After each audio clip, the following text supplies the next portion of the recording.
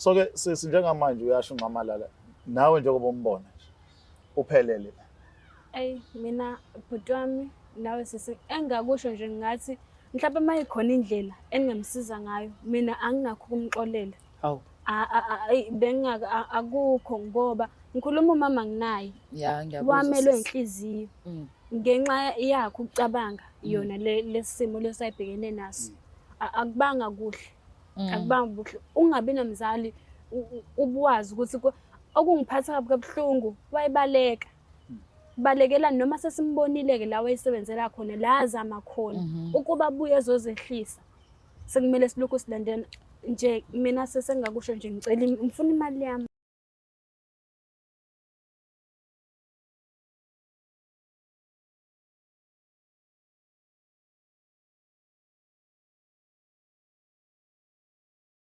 Nina bankashana kwamenze yaphuza umlaza ngameva nina bendlondle nophaphe ekhanda ehlana nasezantsi ke kuyifundazwe zethu zonke ekhona eNingizimu Afrika sibingelele lena ke iBlack Live TV igama lohlelo indoda ekhali kodwa ke esixoxa ngakho ke namhlanje ukuthi akuhluke kodwa ke egcineni kunendoda phakathi ekufanele size ukuthi kungani ikhala kangaka kodwa ke siqala ngodadewethu sizoza ukuthi sisesihleli naye la ungubani igama lami ke sichaka ngakaluqa sanibonani sibonge ngo500 subscribers nganza kwethu qhubekani siye ku 1 million sisawubona.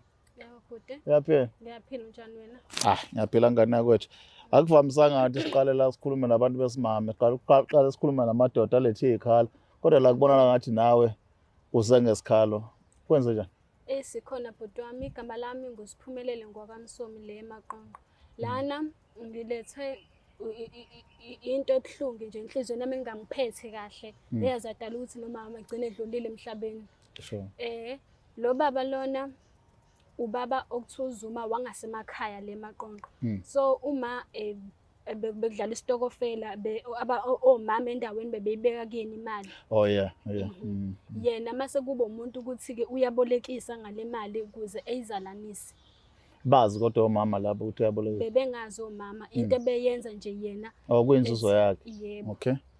Kusesekuhamba kwathi ngo2019 ubhuti bekumuntu naye besimthembile nje ngoba beboleka imali ekuyibuyisa iboleka imali ibuyisa sekuyaba wesevele iboleka wasevele yahamba ubhuti endaweni vele wanyamalala sangamazi and bekhona abanye ebevele eboleka kubona imali kuthi ubhuti esehambe kanjalo ke shuthi udadewethu uma lento imphathe kabi ngo2019 yamphatha kabi ngokuthi wazi wagcina semele inhliziyo eseshona yindaba kwakuneyinkulumo mhlambe wakhutshwa ukuthi wayithatha imali enkulu ephathi wayithatha u4000.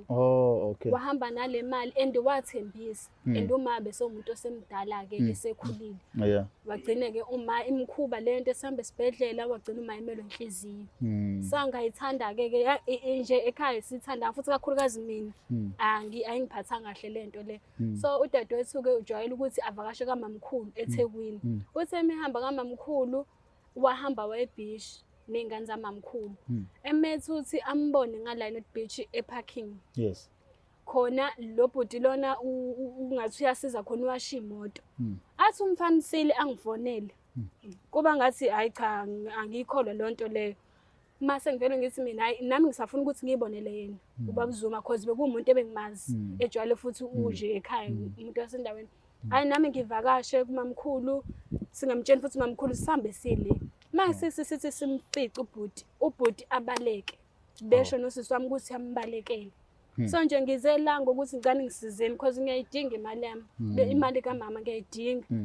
Ngoba nathi khona la bingangisiza khona angisebenzi umsebenzi ngiyawudinga izinto nje zimile and ngiphatha kabuhlungu ukuthi because uma bekuwumuntu ebezama empilweni bekuwumuntu ebezizamela ngale ndlela esimanga. Kodwa nje ukuthi ngakhona ubaba ongavele nje athatha imali yakhe imali yakhe kanjena naye ezizamele kugcina sekuphela nje futhi kanjalo wahamba thina emhlabeni uma wethi ngenxa yalo yababa loya. Uyakholelwa futhi ukuthi uyingxenye ngempela ukuthi uma amelwe inhliziyo? Hayi enkulu baba ngoba yamphatha lento ngoba phela ngo2019 angithi futhi isimo wasibona ukuthi sikanjani izimo nje yonke into eyinzima. So yena waboleka imali njengomuntu othembisa ukuthi le mali izobuya. Kanti usenza nje ubugebengu bakhe wahamba nje lapho la baba umgulukudi bhuti wami umgulukudi angazi ngiswele ngisho amandla noma sekuthiwa ngiyambona nje angazi ngiswele wona. Manje udadewenu laba abanye abadala bathini bona le mali aze bayifune nje abanankinga nayo? Ave be-quiet nje yabo nje lo munye wathi noma embona washo ukuthi engifonela imina-ke ngibe nalokho nje yabo. Mase kuthi-ke ubhuti wami omunye-ke osegoli okebe nakho lokho futhi yena-ke ekude mina ngathi nje ngizoyithathela sethi masimtshena wathi angiyithathele. Kusho ukuthi ngenye indlela uma kuthiwa umuzi nomuzi unohlanya lawo nohlanya lakini. Hhayi cha nami ngeke bhuti ngingxenye yalapho nje yalolo hlanya lasekhaya. So uma uyibala le mali from 4,000 njengamanje kule minyaka isimalini?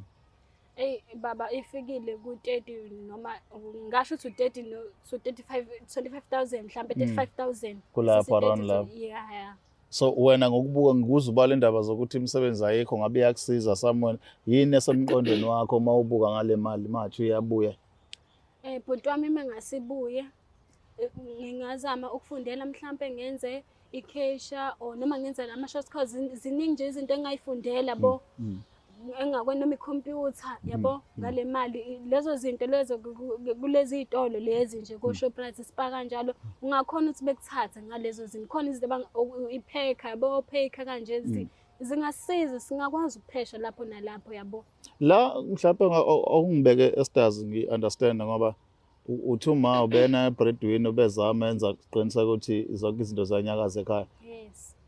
Kungakanani ukulimala okwenzeka emva kokudlula kamanje ngoba ubala lomlisa kwauncamalala nje ukuthi waba nesandla? Bhuti isimo sabanzima kakhulu.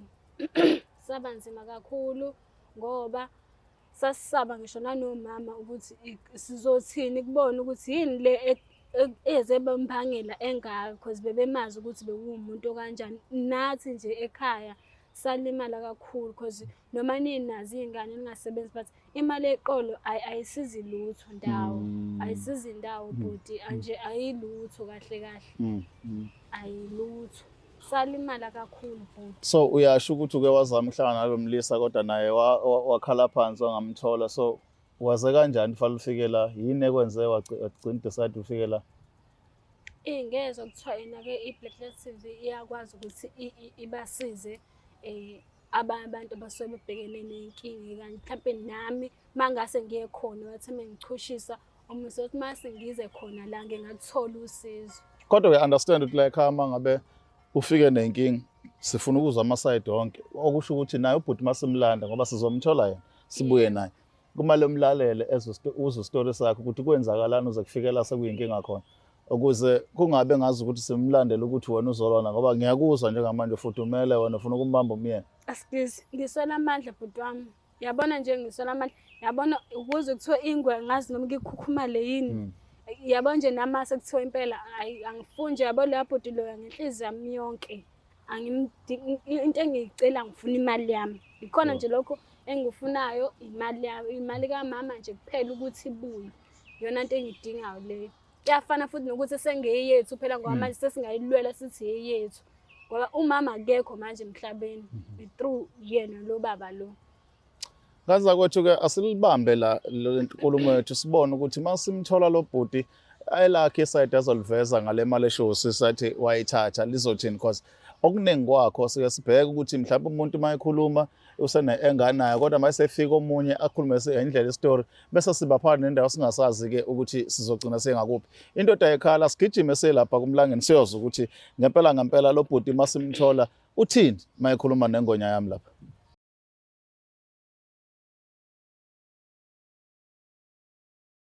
Ngibingelele ngiphinde ngikwamukele embukeli we-Black Lives TV. I am uMlangeni Magasele esiqopheni sethu esithi indoda ayikhali. Namhlanje ngibize umfaka Nxomalala la wathi ayi Magasela ngidinga usizo nami la.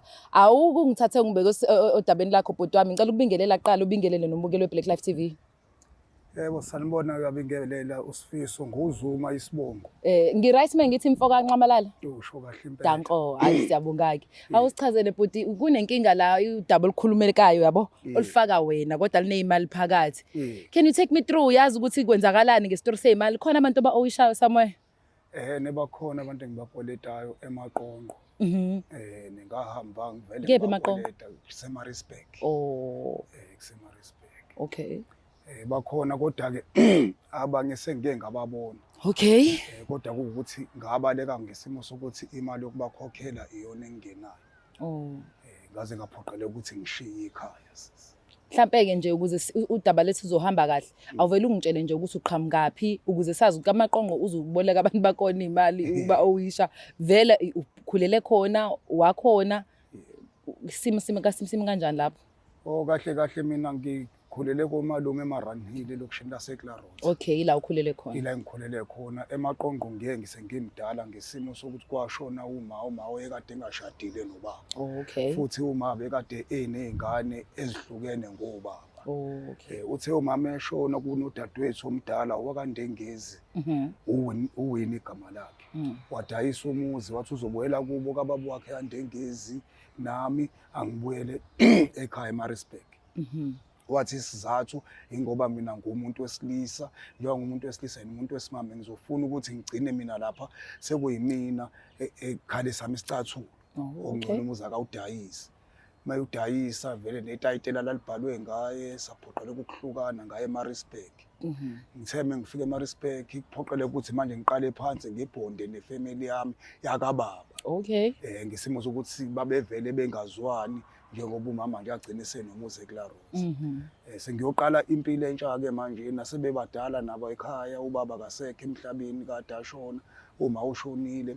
Ngafika ngiqala phansi-ke manje-ke isilungisa izinto sizwane njengabantu abaqala ukwazana ngesimo sokuthi besingahlali endawonye. Kwawukuthi inswebe yami ayinhle noma ngabe kade kubanjwe inkunzi endaweni noma ngabe kade kuqhekeziwe endaweni, bekade kubonakala ngathi ngiwumdibi nabo abantu abagangile ngesimo sokuthi okokuqala ngiyafika. Okwesibili anginayo inswebe enhle. Umuntu makabe ngibuka uvela abona isigebengu. Kanjani? Ngibona nje mina uright kanje. Kwaphoqeleka ukuthi-ke ngigcine sengizwana namaphoyisa enkosi namakhansela oRoger Zondo. Ngagcina futhi mina sekuyimina engenza investigation mangabe kugangiwe endaweni. Nganegama elihle. Lashintsha-ke manje igama. Nodokotela okade esebenzele eKemperdown. Udokotela benoMalinde Khumalo kade bewomabhalane. Emveni kwalokho ngagcina sengiletha abantu mina ukuthi abayobhalisa impesheni. Okay. Bengaguli ngesimo sokuthi udokotela uzobaphasisa imali bese siyahazatha.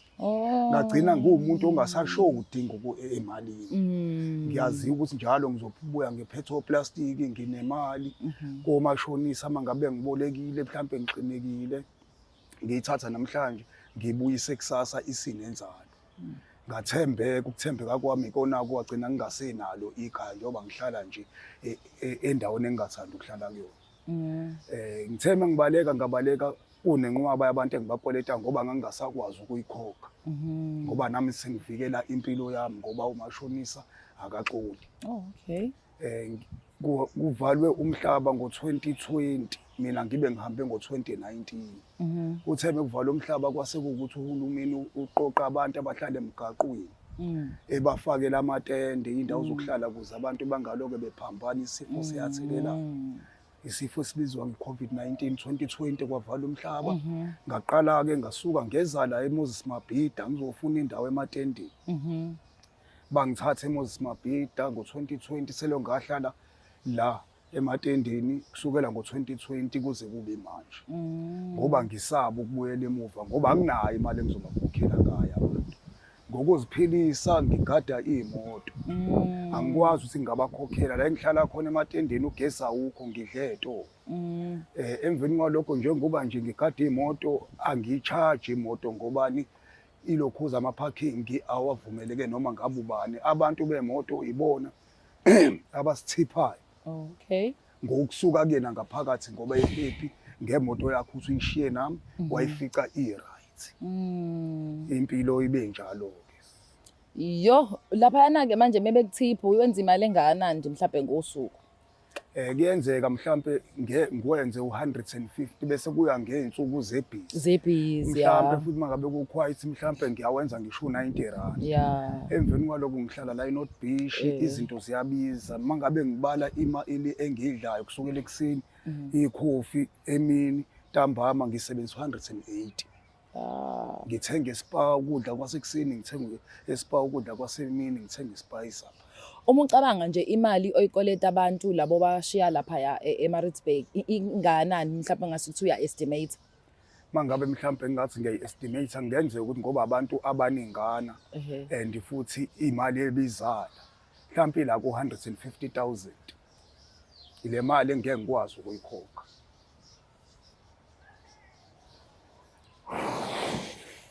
Iyona nkinga yami. Yini ocabanga ukuthi ayidla imali kakhulu ngalesi sikhathi usayenza-ke leli bhizinisi lakho elingekho emthethweni? Angithi ukuthi lalingekho emthethweni kwakuwukuthi nje nenza ubugebengu ngendlela yeni kodwa hhayi kunenzela imali usebenzisana nabantu abasey'khundleni ey'phezulu. Wawuyenzani imali kangaka uze uhambe uyofuna omashonisa because I believe wawuhola nangaleso sikhathi?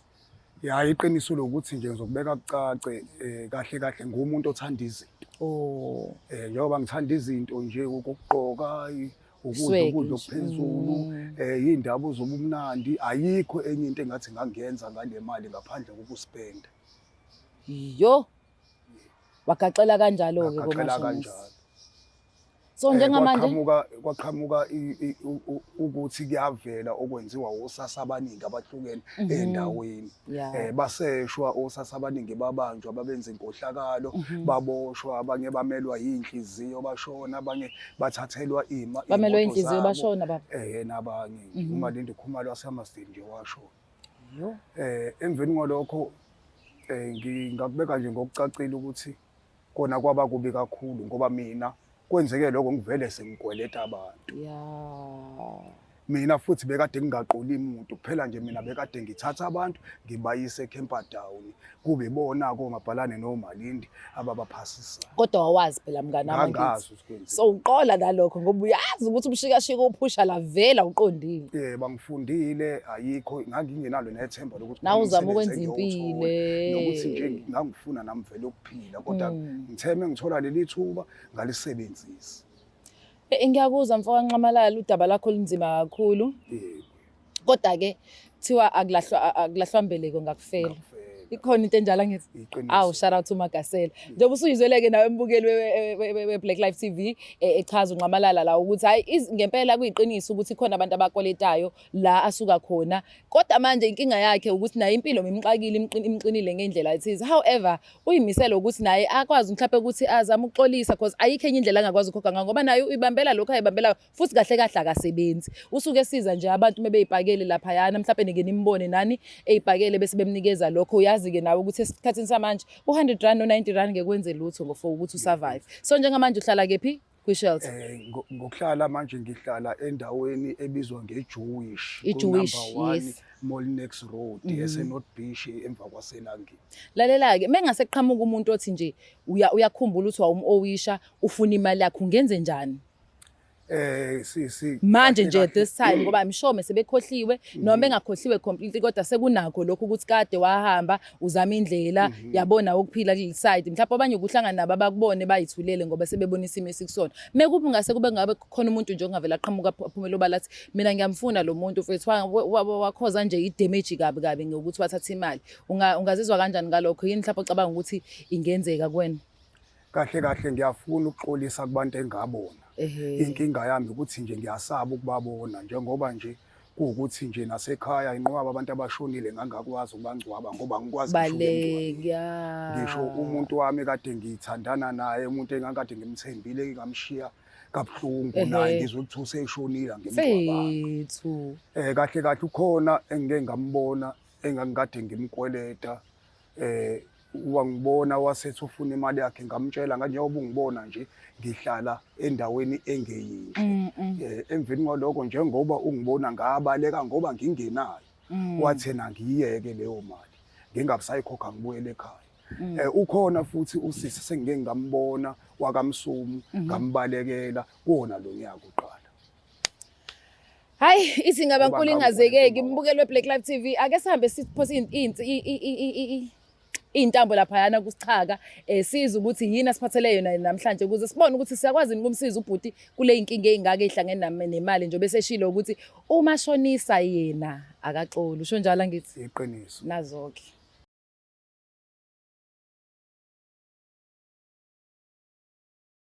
uyothi usale kanjani abanye betetiliza bezidabhela ama-products aka-Black Life Traditional Pharmacy walala wasala wavuka wayithatha ziyakala mzala. Alright, asigijime-ke sibone ukuthi isigcawu sethu sesithathu lesi siqephu esikusona namhlanje siphatheleni, sizokhuluma sifikephi ngoba lolu daba ngithe mangiliqala ngabona ukuthi no, intokazi asencane la ifudumele ifuna la lento eyifunayo. Igama lami khe sichaka ngokaluqa, indoda ekhala igama lohlelo, ngihambe ngedwa khona la. I am Mlangeni Makasela njengoba seshilo. Kings cha ukuthi uhleli nami la kuhlelo lethu eluthi indoda ayikhali right here on Black Life TV.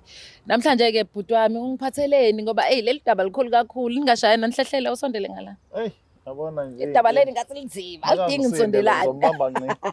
Alidingi udaba labasondelane. Ngikhona ngazini. Hayi, konje uthe isibongo? Ngozuma isibongo. Nxamalala. Shelo, uyamazi lo sisi? Yebo ngiyamazi. Leso soveza ukuthi kunesikweletu sakubo esingakuwo. Useke wahlangana nawe futhi wakha phansi. Uqinisile uma wakhe wayekade ngiboleka imali. Engango-4,000. Ha. Ngiyaxolisa ukubabaza. Kepha iqiniso lokuthi nje ngagcina ngingasakwazi ukuyikhokha. Ngagcina sengize ngaphoqeleka ukubaleka. Kwaku 2019. Iqiniso lokuthi usisi-ke sesabonana naye ngoba phela uma wakhe uyasho ukuthi akasekho nasemhlabeni. Indaba nje injalo. Manje ngaphambi kokuthi nakhulume, wena wabaleka emva kokuthi abantu bekudinga nemali zabo. Yebo ngabaleka emva kokuthi abantu bengidinga nemali zabo ngingasakwazi ukuyikhokha imali zabantu, ngabaleka okuhlanganisa noma wakhe. Sisi. Nangu Nxamalala la. Uye lobo kumfuna. Yebo bhuti wami uye beloku bengimdinga. Uye lo. Hayi. Lo baba ngendlela sasimthenge ngakhona no wayehlonipheke yabo nje emphakathini ngendlela ibazwa ngakhona kodwa nje sathola ukudumala indlela owenza ngayo. Manje nje akukho kodwa engifisa ngidinga njengamanje nje ngicela imali kama ibuye kuze kube nokuthula. Mhlawumbe bhuti awumchazele njengamanje impilo oyiphila. Ngeke ngakuzwa kancane ukukhuluma noMlangeni la ukuthi uphila kanjani, imali uyithola kanjani, ukuthi uyayibona nokwazi ukukhokha le mali ayidinga because ngalesikhathi yayi-4,000. Mawukuthi ayizala ngazi umuzwa ukuthi mayizala manje kucishe ube seko 35-25. So ungakwazi ukucover le mali njengoba eyidinga. Okay, hayi iqiniso lokuthi mamsomi ngiyaxolisa and into yaba ngokuthi ngize ngibaleke ingoba ngangasakwazi ukuthi ngiyikhokhe. Namanje ngiphila ngamathiphu nokusupportwa abantu bemoto. Angeke ngize ngikwazi ukuyikhokha kepha ngizokucela nje ungiphi indethelelo lapha. Ngiyaxolisa nokuthi noma wakho waze wagcina sehambile emhlabeni ngibe ngimkweleta mhlambe ngaba nomthelela kulokho. Angazi kodwa nje nami into yaba ukuthi ngize ngibaleke ngishiye ikhaya ingoba amandla ngangasenawo la ngingade ngithola khona amasenti bengasakwazi ukuwathola. And uyayisola kakhulu shame. Ngisola kakhulu futhi nakubona bonke abantu engibakoleta ngoba bayedwa uma wakho. Ngiyaxolisa kubona kakhulu. And iphutha lingenzeka nombaleli. Izinto beyihamba kahle uyucabangisa ukuthi izole beyihamba kahle. Yabo njoba naye meboleka imali yangisinayo uyabamba la uyabona imali yayizela vele. Uchazile ke futhi sichaka ukuthi umuntu othanda izinto nje umbona ke shaya ama shades njengawo. Umuntu nje vele nje uright. So noma imali ayingena iningi kakhulu kodwa kumphoqa ukuthi aphinde aboleke ukuze adle lento ngendlela afuna ukudla ngayo. So kulesi lelo uyayisoloka ngempela kodwa nje bese echazile ke angazi kodwa sengiphatha kabi ukuthi khona kwashoniwe futhi. Udadewethu la into emphatha kabi kakhulu ukuthi ubona impilo yakhe istakhe ndawonye. Mayibali inkinga anazo. Uyabuka ukuthi kunomuntu lokho embalekela athatha imali kama wakhe kuyimbanga lo mayichaza istory. Uma wakhe wayekade ephethe stokfeleni. Uyena wayephatha imali ubhuti utsheleka imali nje uma wakhe uyena ophatha imali. Isizathu sokuthi uma wakhe azahambe emhlabeni abantu babemhlasela befuna imali zabo. Njengomuntu owadla imali yabo kanti isizathu umfo kaNxamalala. So iseyisilonda kuyena. Enhlizweni ngoba abanye abadala bakwabo uma ukuhamba esebenzela izinto uyena umuntu okugcina obesethemba ukuthi mayiqeda naye esikole ehlanganisa umakho. So le mali ubona ukuthi mayingabuyi ngamsiza ezintweni ezinkulu. So ke sisi njengamanje uyasho uNxamalala nawe njengoba umbona nje uphelele. Mina bhuti wami nawe sisi engakusho nje ngathi mhlawumbe mayikhona indlela engingamsiza ngayo mina anginakho ukumxolela. Hawu. Akukho ngoba ngikhuluma umama nginaye. Ya ngiyakuzwa. Wamelwe inhliziyo. Ngenxa yakho ukucabanga yona lesimo lesayibhekene naso. Akubanga kuhle. Akubanga kuhle. Ungabi nomzali ubuwazi ukuthi okungiphatha kabuhlungu wayibaleka. Balekela noma sesimbonile ke la wayisebenzela khona la azama khona ukuba buye ezozehlisa. Sekumele silokhu silandela nje mina sesengakusho nje ngicela ngifuna imali yami. Kodwa uyaxolisa angithi ngokufisa lelo thuba ukuthi abuye azoxolisa. Kusho wena njengamanje if angikhuluma iphutha. Uthi ukube nje abuye azoxolisa. Njengamanje usuzamile ukuthi simthole. Uzosho lento wawuyifisa. Engakusho yebo ke yena uxole mhlambe kodwa ngicela ukuthi kube khona akuzamayo ngoba mina ngifuna ibuyile imali. Uma engakukholekhela ngo-20 ngoba phela wenza u100 180 fana athenge nama-roll on. Angazi kodwa khona kuba nzima ukuthi ngixole.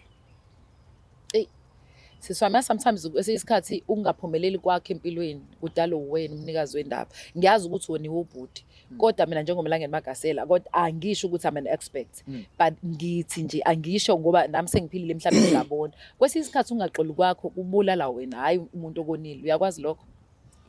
Ngoba ungathola nje ukuthi izinto zakho yimila ayimisiwe into eziningi. Mungamxolela lo bhuta 4000 and ucele uNkulunkulu ukuthi angakunikeza even lokhu more than 4000 lo odingayo. Uhamba ufunda khona eNSFAS uzame nje ngendlela khona ama restaurant ukuthi khona la ifanele uqale khona because ukuhlala neanger umdinelo kanjani umuntu othi uma lapha umbona nawe maybe kwi-parking. Kubhlungu ngiyazi inhliziyo ayiphakelwa but kulesi simo nje asikhulume nje ngempela sizama ukuthi angikuhlohla ukuthi ngixolele but ngizama ukukubonisa uyangizwa ukuthi ngizama ukuchaza ukuthini angizama ukulwela ubhuti ngoba ngizwe iside le story sakhe but ngizama ukuthi naye usisathole indlela yokuya phambili because nawe wabaqola phela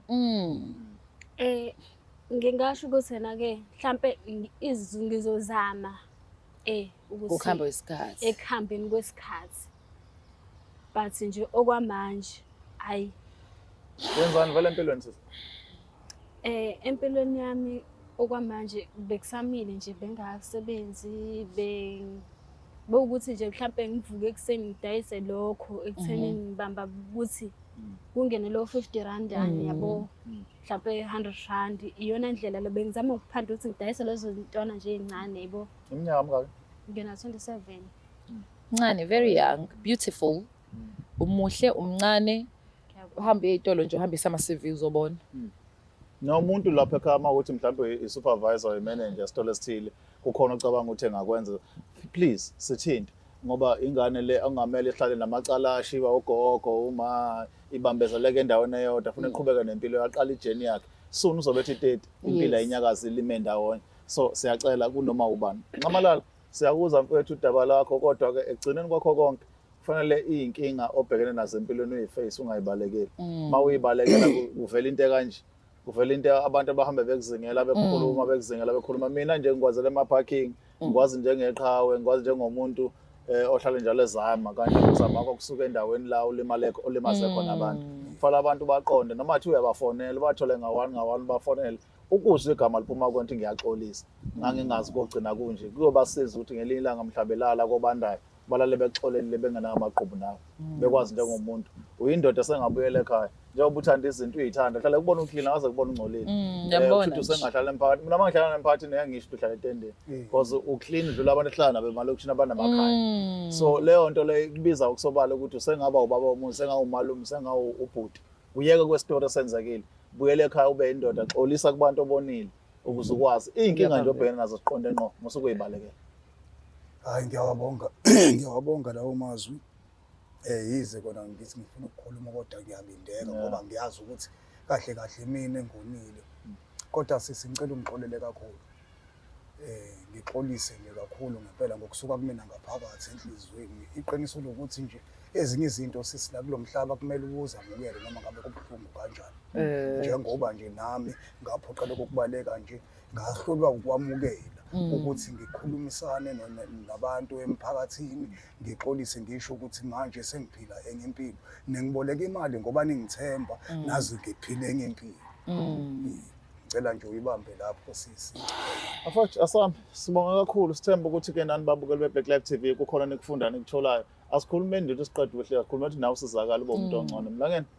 Hayi mina akukho kunye ngakusho nje ubusushile nje Makingi. Nope singiyafisa ukuthi ngilangathola ukuthi akwazi umxolela ubhuti ukuze naye akwazi ukuqhubela phambili. Kubalula impela ke yabo, positive attract positive. Muhlezi negative yonke into yakhe izoba negative. Kuzohlezi o50 randana amashumana. Mongasuthatha lo 50 rand imali engitholayo 50 rand ungalebuza inciphisa izinto. Zenze nje zibe enkulu ukuze kuze ini izinto ezinkulu empilweni yakho. And okunye okugcina Mlangeni ukuvala uxolisa.